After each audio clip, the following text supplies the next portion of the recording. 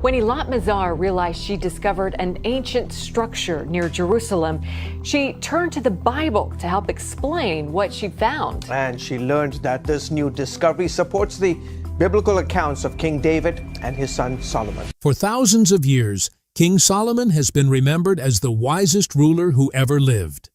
A king blessed with unmatched wisdom, unimaginable wealth, and divine favor.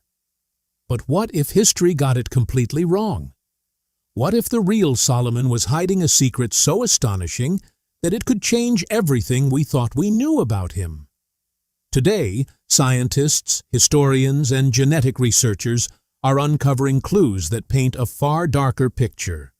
Ancient records, royal bloodlines, modern scientific investigations, and even new DNA evidence have raised intriguing questions, suggesting that the legendary king's greatest legacy may not have been his wisdom alone, but a hidden truth that remained buried for nearly 3,000 years.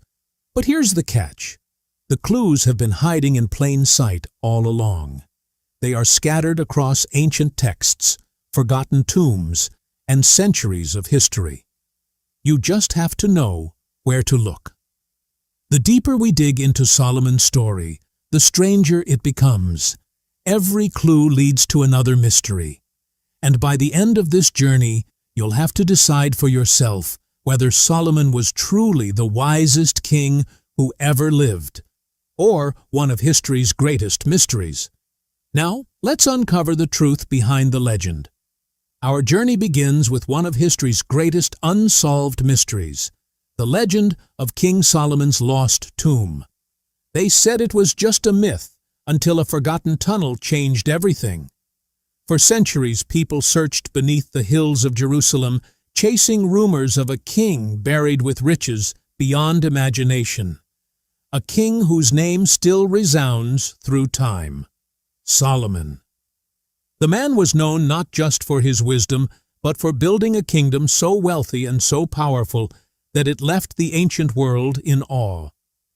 Solomon stepped into power as a teenager, following in the footsteps of his father, King David. But he didn't just keep the kingdom alive, he transformed it. Trade exploded. Gold poured in, and at the center of it all, he built the first temple. A 7-year masterwork glowing with cedar from Lebanon, gold panels that caught the sun, and stone so perfectly cut it barely needed mortar. The stories of his wise rulings are just as spectacular, like the one where 2 women claimed the same baby. Solomon offered to split the child in half, not out of cruelty, but to see who would give him up. And one did. That's how he found the real mother. That single moment turned him into a symbol of justice and intelligence across the ancient world. Even the Queen of Sheba came to see him, bringing caravans heavy with spices, gold, and riddles. She left stunned. Not only had Solomon matched her questions, but he had outshone every rumor she had heard about him. His empire stretched far beyond Jerusalem. Ships sailed to Ophir and Tarshish, mysterious lands some believe were in Africa or India, bringing ivory, apes, and riches. In southern Israel's Timnah Valley, copper mines he owned churned out wealth that archaeologists are still uncovering today. But one mystery has always remained. Where is Solomon's tomb? There is no stone marker or chamber, nor is there anything to prove where he was laid to rest. Some swore it had to be beneath the Temple Mount. Others guessed secret caves or hidden chambers sealed off for millennia. Over time, the search lost steam, with too many dead ends. There are too many legends that most experts have given up. But then something shifted. A discovery, accidental or fated, depending on who you ask, would crack this ancient riddle wide open. And what they found wasn't just a tomb. It was a message buried in silence for 3,000 years, now clawing its way back into the light. What was inside? We're just getting started. The relentless quest for the tomb. A single crack in the earth, barely visible after a storm, changed everything. For centuries, finding King Solomon's tomb felt like chasing shadows. From medieval knights digging under the Temple Mount to 19th century explorers tearing through the hills of Judea, every search ended the same way: empty. Some left convinced the tomb never existed, while others blamed it on bad luck, or worse, bad maps. By the time the 21st century rolled around, most experts had stopped looking altogether. But recently, something shifted. Dr. Emily Carter, an archaeologist known more for dusty scrolls than camera flashes, was deep in Jerusalem's archives when she spotted something unusual: tax records from Solomon's time. Buried in Old Hebrew text was a hint: payments sent to a location kept off the books. A place near the city of David, a site so well hidden that even history forgot it existed. Armed with radar tech that could see through solid rock, her team began scanning a rugged slope in Silwan. The ground fought back with jagged limestone, unstable dirt, and constant delays from rising political tensions. But they pushed on day after day, until nature stepped in. A sudden rainstorm loosened the hillside, revealing a shallow dip in the earth. Looking at that opening, there was something odd about it. It didn't belong. Beneath that spot, the radar lit up like a heartbeat, and the radar spotted tunnels, not natural, but man-made and deep.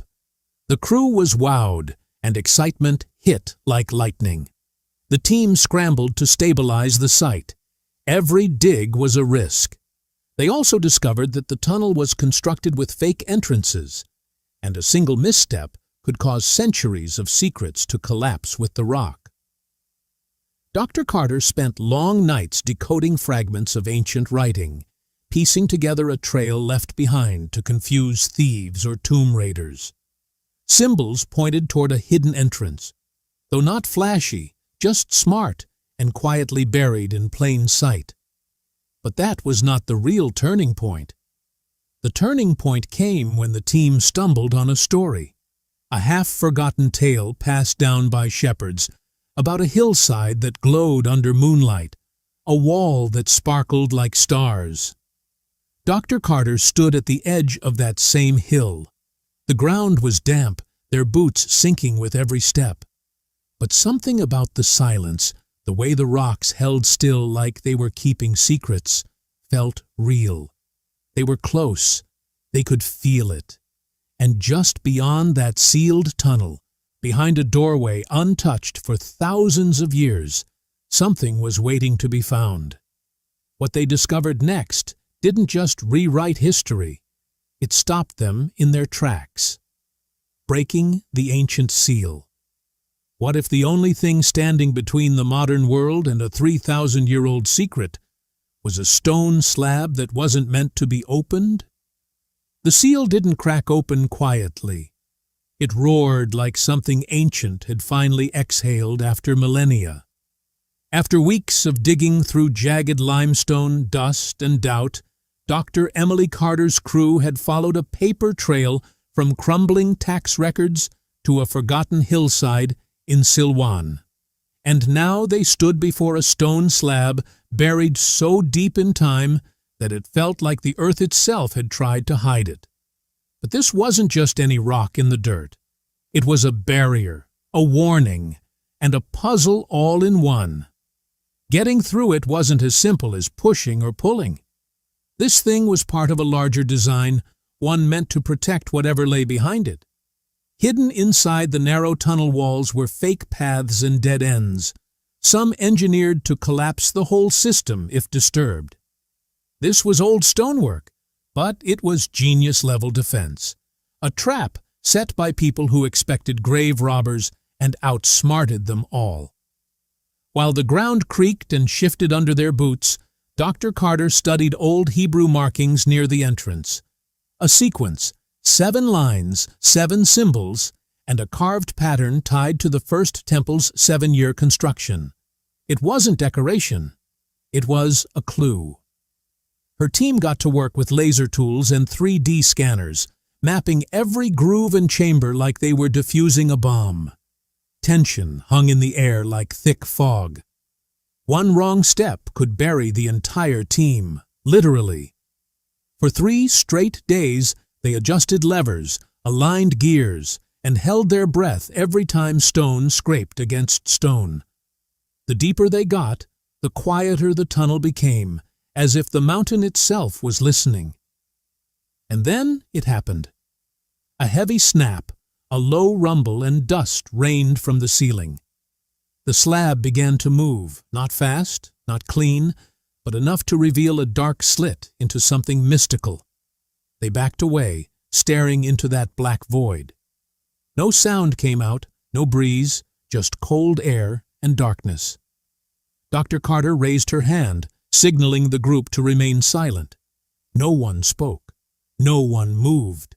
This was a breakthrough. It was the first breath of a story no one had told in thousands of years. But what was waiting in the shadows? Well, let's just say the tomb hadn't given up all its secrets yet. And the next step would leave even the skeptics stunned. Go ahead and like this if you're as hooked as we are, because it only gets deeper from here.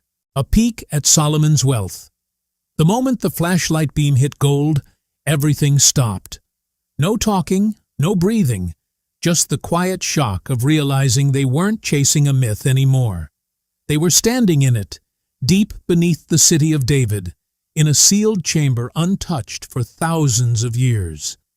Dr. Carter's team stood shoulder to shoulder, flashlights trembling in their hands.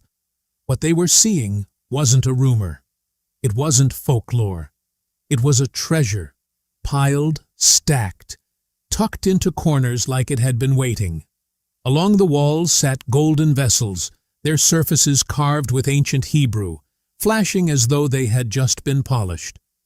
The room smelled of thyme, spices, resins, something earthy and sweet that clung to the air. At the far end, a 7-branched menorah rose from the floor, heavy and perfect. Its curves, its base, everything matched what the first temple supposedly held. But this wasn't a museum replica. This was real, possibly original. And it was just the beginning. Everywhere they looked, the chamber whispered stories. Fragments of silk, faded but unmistakable, hinted at trade routes stretching all the way to India. Delicate ivory carvings spoke of deals made across African kingdoms. Small jewelry boxes, some still latched, held earrings and chains studded with emeralds, rubies, and lapis. One archaeologist, overwhelmed, leaned in and muttered, "This makes the British Museum look like a thrift shop." Even more stunning, a sealed clay jar cracked open, releasing a puff of scent, saffron, frankincense, and something citrusy. Spices so fresh it was like time had just paused. It felt almost too perfect, like someone had planned it all to be found. But not everything added up. Some pieces had symbols no one could place. The style on a few items looked newer, or maybe just different. Could they belong to Rehoboam, Solomon's son, or another ruler who stashed his wealth alongside a legend? The excitement was real, but so was the doubt. And in a room like that, doubt echoes loudly. Still, every item, each jewel, each carving told a different story. And together, they painted a picture that felt straight out of Scripture. But as dazzling as it was, the chamber felt like a trailer to something bigger. So the team moved carefully. Laser scanners mapped every surface. Not one artifact was touched without documentation, because one wrong step, one clumsy hand, could erase what the desert had guarded for centuries. The menorah alone could rewrite what we know about the temple. But no one was celebrating just yet, because they knew they had come for a tomb. And this place didn't look like one. But everyone could feel it.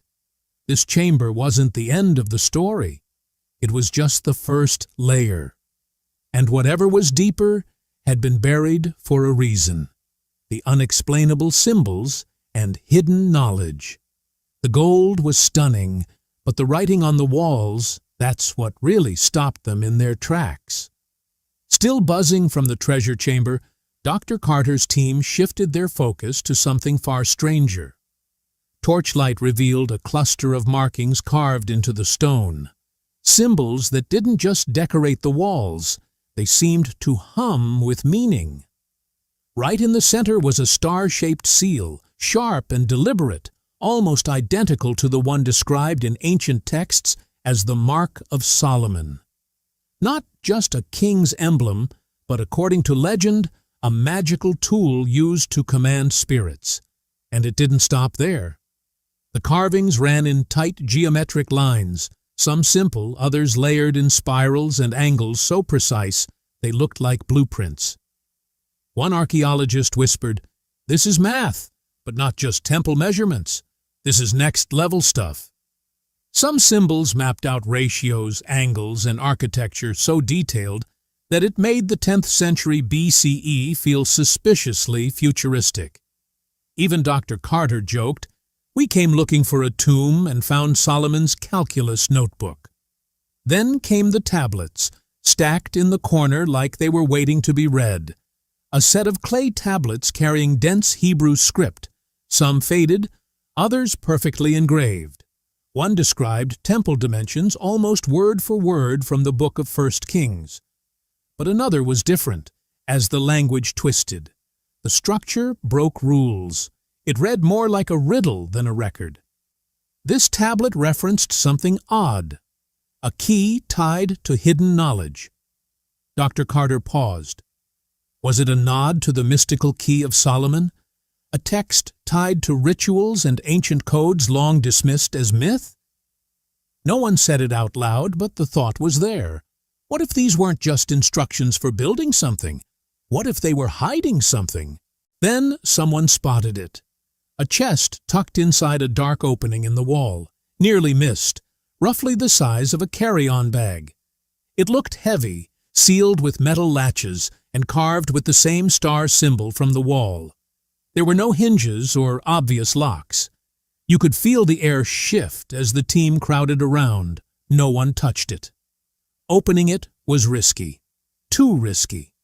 But the temptation was thick. Was this where Solomon kept the real secrets? Could it point to the Ark of the Covenant? Or would it just open a door to more questions? And just when they thought it couldn't get any stranger, someone spotted a detail in the carvings, one that didn't match anything they had seen so far. A symbol out of place and out of time. That's when the whole story took a sharp turn. The academic firestorm. It wasn't the treasure or the menorah that cracked the world open. It was a single sentence carved into stone that sounded like Solomon speaking from the grave. Dr. Carter's team had just finished deciphering the strange star-shaped carvings when they spotted it. Tucked along the tomb's eastern wall, barely visible in the torchlight, were 5 lines in ancient Hebrew, smoothed by time but still sharp enough to stir a chill. It read, "May wisdom guide my hand as stars guide sailors." That line hit hard, not just because it echoed the poetic tone of Proverbs, but because it sounded personal, like someone, maybe Solomon himself, was leaving behind an instruction meant to survive centuries of silence. The tent back at base camp lit up with noise as laptops pinged, phones rang, and photos of the inscription zipped across continents. By the time the sun rose over Jerusalem, the academic world was already on fire. Some experts hailed it as the smoking gun. The writing style, the language, the location, all of it matched Solomon's reign, right down to the 970 to 931 BCE dating from the chamber walls.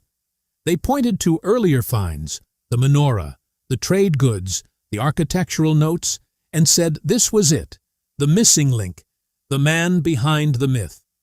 But not everyone was buying it. Critics jumped in fast, tearing the evidence apart piece by piece. They questioned the carving's authenticity. Some even said the wording felt too polished, too perfect. Others noticed faint symbols near the prayer that looked Persian, suggesting someone centuries later could have carved it to mimic Solomon's voice. Inside conference halls and online forums, it was chaos. Professors barked over each other on live streams, journal editors delayed publications to weigh new theories, and headlines screamed everything from "Solomon found" to "holy hoax." And right in the middle of it all, Dr. Carter stood calmly in the chaos. "We didn't set out to find a king, but the clues kept piling up. If that's not worth investigating, what is?" Every line of that inscription felt heavier now, more than just words. It hinted at a king wrestling with power, staring at the stars for guidance, and possibly, just possibly, leaving behind the only first-person trace of his rule. But there was still one problem. If the carving was real, then who or what was locked inside that final sealed chamber just ahead? Because Solomon's name might have stirred debate, but what the team would find next, that would silence everyone. Share this with a friend who loves a good mystery, because this story is just getting started. A discovery that shakes beliefs. One name carved into stone sparked a storm that reached far beyond archaeology. Just days after decoding that haunting prayer, possibly penned by Solomon himself, Dr. Carter's team stumbled on something even more explosive. Near the back of the chamber, under a thin layer of dust, was a fresh set of inscriptions, ancient Hebrew, chiseled with care, describing a royal visit in 950 BCE from the Queen of Sheba. The moment they translated her name, it felt like time stopped, because this wasn't just another biblical reference. This was the exact story told in the book of 1 Kings and the Quran. Solomon and Sheba, two figures separated by history yet revered in Judaism, Christianity, and Islam, were now possibly united in stone. Rabbis huddled over Torah scrolls, imams comparing passages from the 27th chapter of the surah, and priests whispering over weathered Bibles. The carving didn't just match scripture, it seemed to bring it to life, like a bridge made of stone spanning millennia. But for every believer celebrating, a scholar was raising an eyebrow. Some called the timing too perfect. Others pointed to stylistic abnormalities in the carving, symbols that didn't quite match the 10th century BCE. Could it have been added later? A tribute by a devoted scribe? Or worse, a forgery meant to fuel religious flames? Tension flared fast. Online panels turned into shouting matches. Some Islamic scholars argued the tomb's wealth clashed with how the Quran described Suleiman. Wise, yes, but never indulgent. Meanwhile, political leaders in Jerusalem argued over who had a claim to the site. Religious lines, already tight, began to pulse with new heat. But beneath the noise, something deeper stirred because the carvings implied more than a royal visit. They hinted at an alliance, trade, diplomacy, and shared knowledge between two ancient giants. And if that really happened, it could mean the sacred stories aren't just spiritual, they're historical. Still, the question remained, were these inscriptions telling the truth or telling us what we wanted to hear? And just when the debate hit a boiling point, the team discovered something tucked inside a sealed alcove behind the Sheba wall. Not another inscription, not a crown. Something that could change everything again. And it wasn't meant to be found. A king's seal unearthed. It wasn't another carving. It wasn't a scroll. It was something smaller, but heavier than all the others. Folded in the corner of the chamber, behind a cracked stone table no one had touched in centuries, lay a gold ring, thick, solid, and unmistakably royal. At first, it looked like just another buried ornament. But then the light caught it. Carved into the face of the ring was a six-pointed star. Now, this wasn't some modern symbol pulled from today's flag. This was rough, hand-carved, and ancient, but it bore just enough of a resemblance to the Star of David to stop the entire room cold. Lab tests would later confirm it. The metallurgy lined up perfectly with the 10th century BCE. But even before that, the whispers started. Was this Solomon's ring? His royal seal? The same one that might have stamped trade pacts with Phoenicia, letters to Sheba, and decrees that shaped the kingdom of Israel? Then it dawned on them that this wasn't just a ring. It was a signature. Still, caution crept in. Some experts warned that similar rings had turned up from the 8th century BCE, mostly linked to King Hezekiah and the Star of David. It wasn't widely known until much later in Jewish tradition. So, was this a fluke, a family heirloom, or had Solomon adopted the symbol long before history recorded it? Picture the team hunched over microscopes, scanning the seal's edges with laser precision. Each groove, each scratch was debated like it held the answer to everything. Handling it was no joke either. Micro-tools, oxygen-controlled cases, and days of cleaning without ever actually touching the thing. One wrong breath and it could crumble. But the risk was worth it, because if this ring truly belonged to Solomon, it could be the first direct link between his hand and the world he ruled. And just as the team began to believe they'd found the crown jewel of the site, they heard something. A faint echo, like stone shifting or something stirring. Because just behind the seal's resting place was another wall. And behind that, well, no one was ready for what they'd find next. Echoes of Solomon's music. Just behind the wall that held the golden seal, they found a song. At first glance, it looked like more script carved into the stone. But as the dust cleared and their flashlights swept over the surface, the pattern stood out.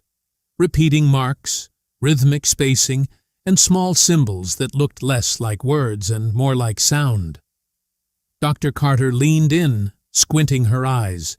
She whispered to her team, "These aren't prayers, they're notes." The team froze. On that cold limestone wall, buried for 3,000 years, was what looked like a musical score. And not just any music.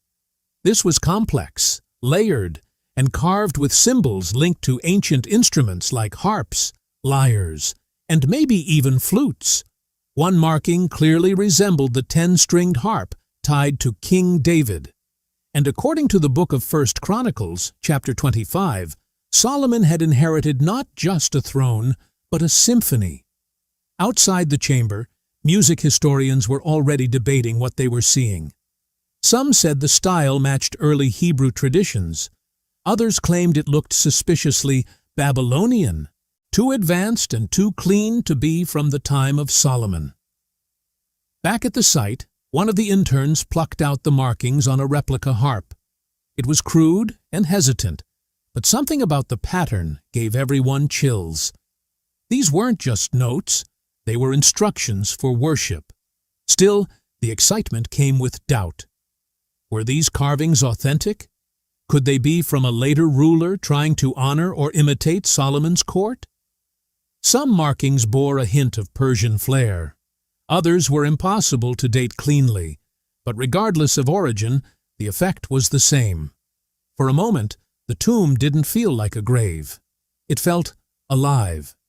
The inscriptions were scanned with lasers and logged with microscopic care. One wrong touch, one breath too close, and centuries of music could vanish. But even the risk couldn't stop the team from chasing the sound. And as the last note faded, the chamber had one more surprise, tucked just beneath the carved score, sealed tight in the wall. It wasn't music, nor a map, and it pointed somewhere even deeper. Maybe the truth, the tomb itself. Is this really where Solomon was buried?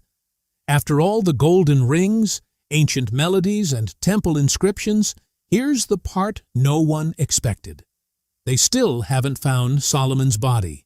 Not even close. Despite the buzz on social media and those breathless headlines claiming that Solomon's tomb has been discovered, the truth is shadier. Yes, The chamber was real. The artifacts were undeniable. Everything pointed to the 10th century BCE, Solomon's time. But it wasn't a burial site, at least not yet. Inside that tent outside the city of David, Dr. Carter and her team sat surrounded by maps, tablets, and every kind of scanner known to archaeology. What they had found might have been a royal archive, maybe even a private shrine. But there was no sarcophagus, no skeleton, no royal death mask, just legacies of a king and a trail that keeps slipping through their fingers. Still, the signs were hard to ignore. The menorahs, the harp carvings, the Queen of Sheba inscriptions, and the golden seal all screamed Solomon. But without a body, it's like finding the crown with no king. That didn't stop speculation, though. Some experts insisted the tomb was close, just deeper. Others warned that the entire story could be a masterwork of symbolism, Solomon's life remembered but not physically preserved. AI scans of the site, still tightly restricted due to Jerusalem's religious sensitivity, revealed something deeper: hollow spaces, geometric lines beneath the bedrock, and possibly more chambers, or possibly nothing. But they couldn't dig. Not yet. The area near the Temple Mount is one of the most contested pieces of earth on the planet. Touching it requires more than permission. It takes diplomacy. So now the team waits. And as of now, Solomon's final resting place remains hidden. But the ground hasn't gone silent. Not yet. So what do you think? Was this just the edge of something bigger? Let us know in the comment section below, and hit that subscribe button, because if the next chamber cracks open, it could change everything. And somewhere in that darkness, he might still be waiting. Thanks for watching. See you in the next one.